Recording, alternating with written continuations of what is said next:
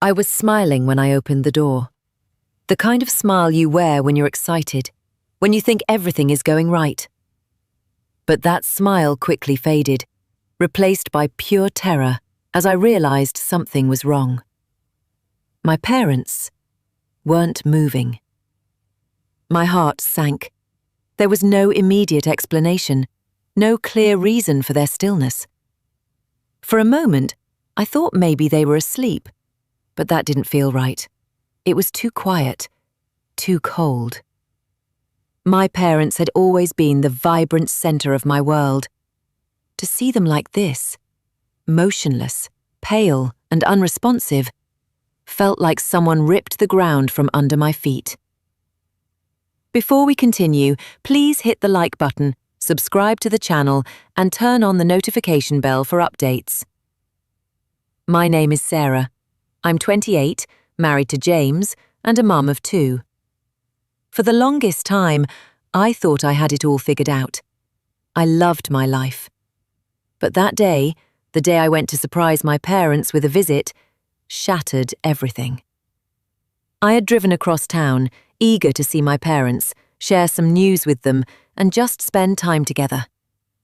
I hadn't expected a drama. But when I opened the door, my world turned upside down.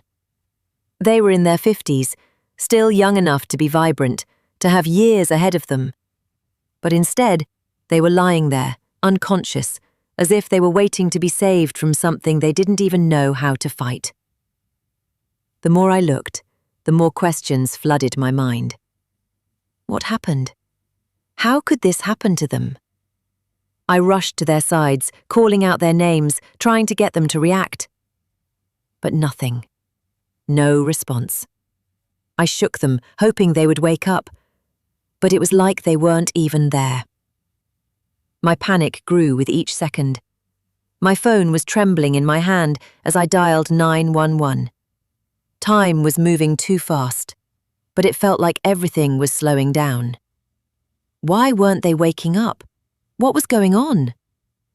The silence was unbearable. It wasn't until the doctors arrived that the horror truly set in. They whispered words I couldn't quite grasp at first. Poison. The word echoed in my head, but the more I thought about it, the more questions arose. Who could do something like this to my parents? Were they targeted? How did they end up poisoned? What had they gotten involved in? The doctors rushed them to the ER, and I was left standing in the hallway, alone with my thoughts. I had no answers, just confusion and fear. What did they get themselves into? Was this just an accident? A simple mistake? Or was there more to this than met the eye? And if it was an attack, who was behind it? As the night stretched on, the fear of losing them became unbearable. I couldn't shake the thought that this was just the beginning. There was something more, and we wouldn't understand it until much later. What we found 7 days later changed everything. But that night, all I had was a terrifying feeling that everything was falling apart. Little did I know that this was only the beginning. That night, as I sat by my parents' hospital bed, I couldn't stop thinking, why would anyone poison them? The doctors had told me they were stable for now, but I wasn't relieved. The word poison still haunted me. I couldn't shake the feeling that there was something much bigger going on than just a random accident. I tried to hold on to some hope that maybe, just maybe, this was all some terrible mistake. But every piece of evidence pushed me closer to a terrifying conclusion. The doctors confirmed they had found no obvious signs of trauma. There was no external cause of injury, just a toxic substance coursing through their veins. That didn't make sense. My parents were simple people. They weren't involved in anything dangerous, right? They were kind, hardworking, and lived in a quiet neighborhood. Yet, something was off. I began to recall moments from the past few months. Dad, Paul, had been acting distant lately, He hadn't been his usual upbeat self. He started withdrawing from conversations, and when I asked if he was okay, he'd brush it off. I assumed it was work stress or just a phase, but now it felt like there was something deeper. Mom, Linda, was no better. She was getting more secretive, often leaving the house without telling me where she was going. I tried not to press her too much. After all, she was still my mum, and I trusted her. But now I couldn't help but wonder, had they been hiding something from me? I went through their house the next day, searching for clues. It was almost as if they had been keeping secrets from me.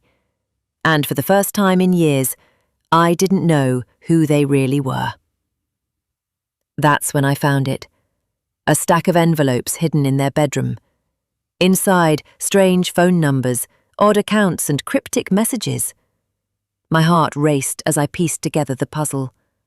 My parents had been living a double life. The more I looked, the worse it got.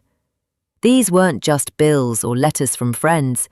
These were payments and emails related to something I couldn't even comprehend. Was my dad really involved in a business deal with shady people?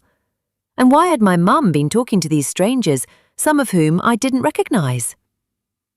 The evidence was starting to make sense, but the answers were terrifying. I had no idea how deep this went. I felt betrayed. How could they have kept this from me for so long? But I couldn't ignore it. The poisoned state of my parents wasn't just an unfortunate incident. It was part of something much darker. And then I found something even more chilling. An email thread between my mum and a person named Evan. The last message was dated just days before the poisoning. The subject line? "It's done. Now they'll pay." What had my mum gotten herself into? And what did it mean for my family's future? The next day, after everything I'd discovered, I couldn't just sit back and pretend everything was normal. My parents were still in the hospital, and I was feeling more lost than ever. But when James, my husband, got involved, things started to take a turn. And that's when we realized this wasn't just a case of a random poisoning. We were dealing with something far more dangerous than I ever imagined. James was always the analytical one, the type of person who could see patterns when everyone else was too panicked to notice. While I was still in shock, trying to process the evidence I'd uncovered, James dug deeper. He started going through my parents' financial records.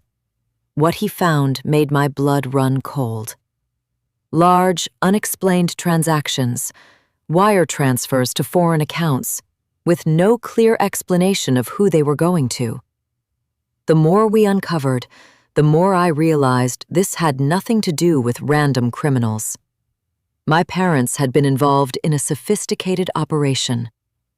But what was it? And more importantly, how deep was their involvement? We soon discovered that the last transaction they had made, just days before they were poisoned, was a huge withdrawal from a joint account.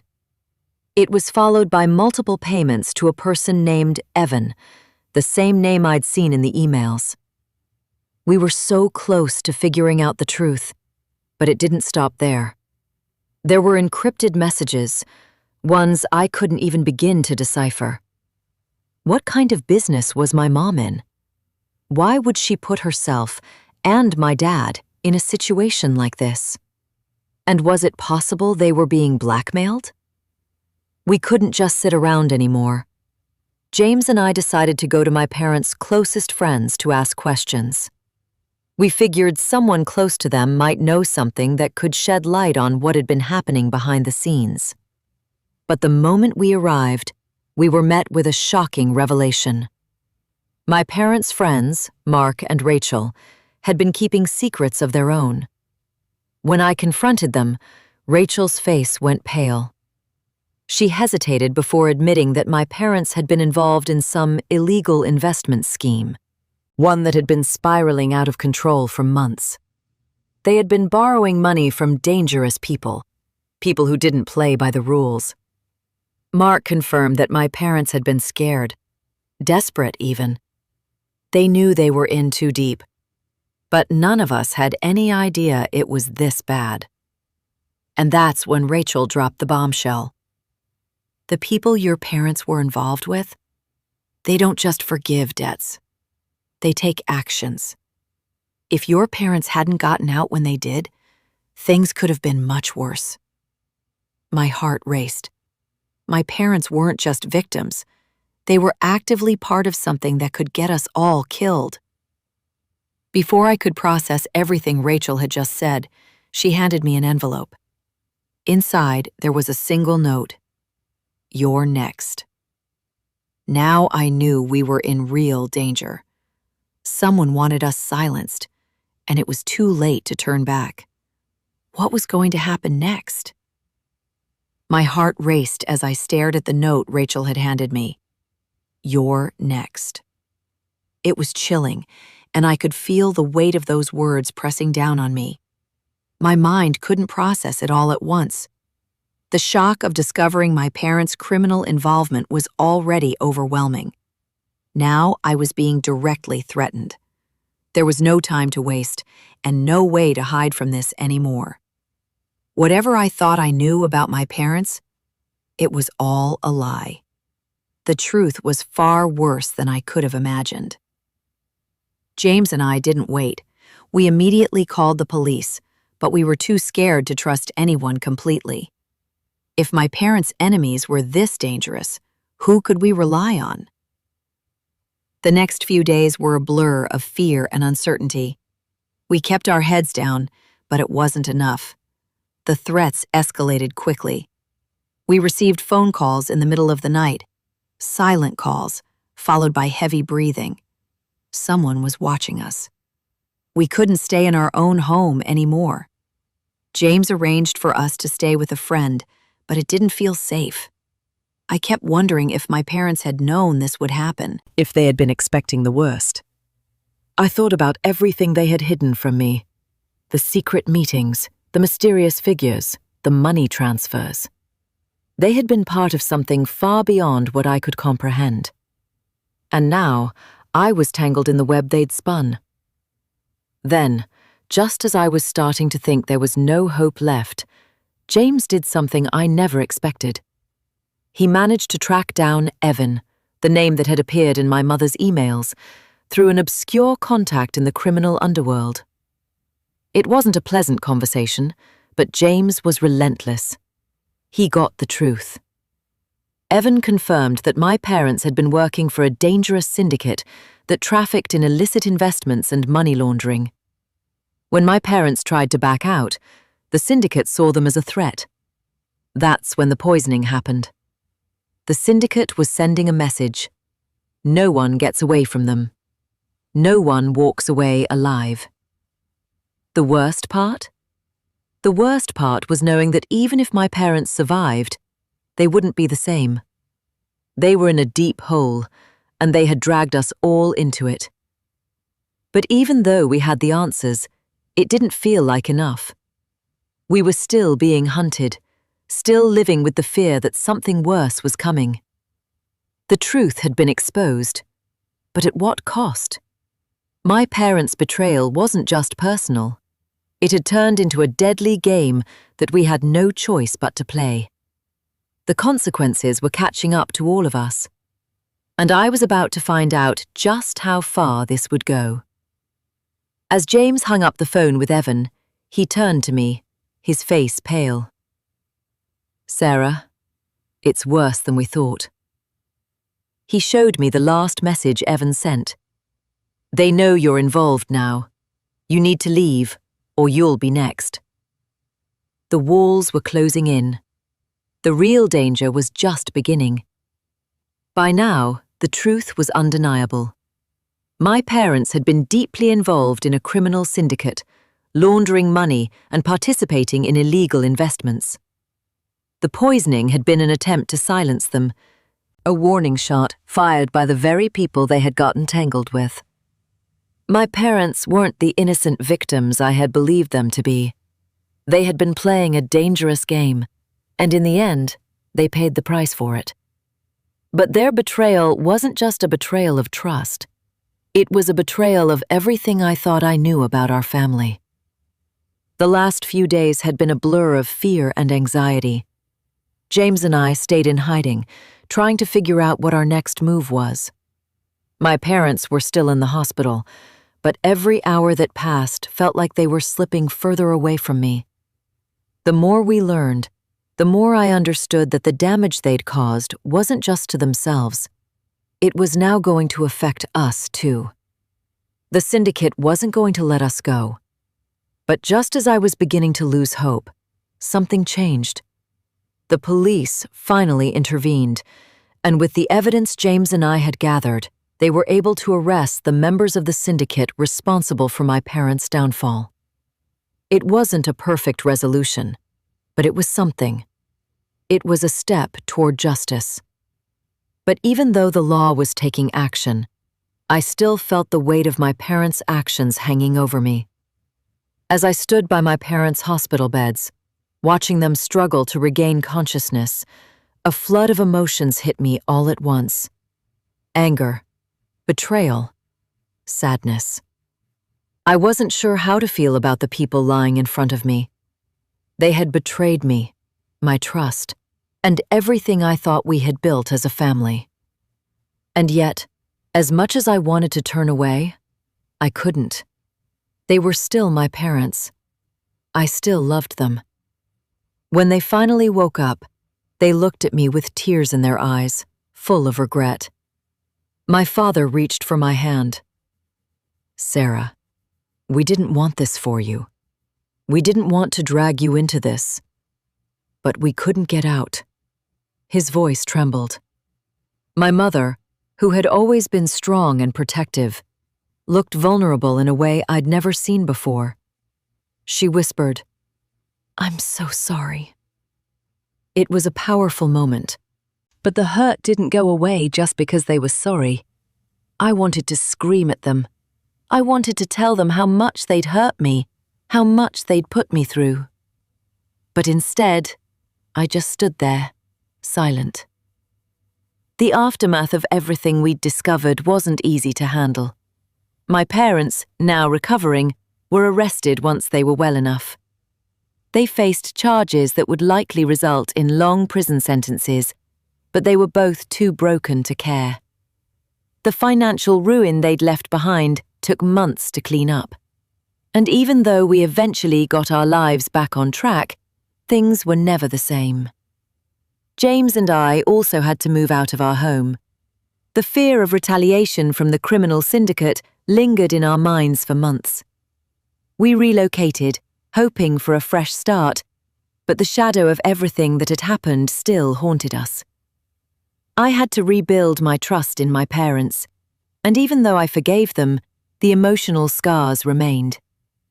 In the end, my parents' story became a cautionary tale, one that I couldn't ignore. Their decisions, their secret lives, and the choices they made affected not only them, but everyone around them. The consequences of those actions were far-reaching, and I couldn't pretend that the damage was easy to fix. As I visited my parents in prison, I couldn't help but feel a deep sense of closure. It wasn't the kind of closure I had hoped for. I had wanted to feel like everything was normal again. But I realized that normal wasn't something I could have anymore. Not after everything that had happened. Standing at the prison gates, I knew this was the end of one chapter and the beginning of another. My parents were paying for their mistakes, and so were we. But I also knew that I had to move on. For my own peace of mind, for my family, and for the future. As I walked away from the prison, the weight of the past seemed to lift just a little. I didn't know what the future held, but I knew one thing for sure. I wasn't going to let the mistakes of the past dictate my life anymore. I had a family to protect, a new life to build, and the strength to leave behind everything that had shattered my world. And with that, I took my first step into a new beginning.